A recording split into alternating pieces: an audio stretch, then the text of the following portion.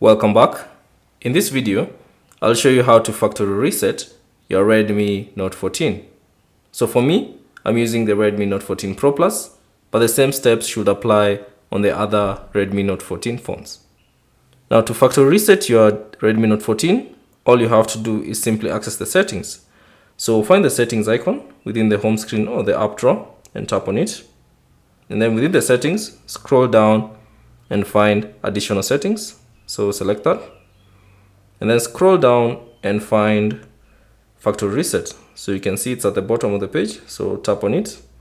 And then now you should see a brief description of what factory reset will erase.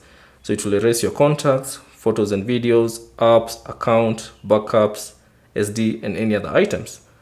So if you'd like to proceed with the factory reset, all you have to do is select erase all data. And then now you have to draw in your pattern or your screen lock. So if you have a PIN password, you can type it in. So type in your screen lock. And then once you've done that, you'll be prompted to back up your device. So if you want to back up your device, simply tap on backup. But if you like to factory reset, simply tap on factory reset. So I'll just tap on factory reset. And then I should get this warning. Factory reset will reset all data on your device, including photos, songs, notes, and other personal data.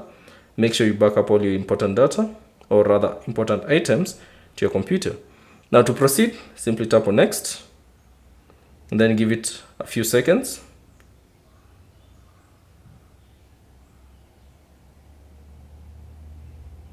And then tap on OK. And there you go. Now your device will start factory resetting.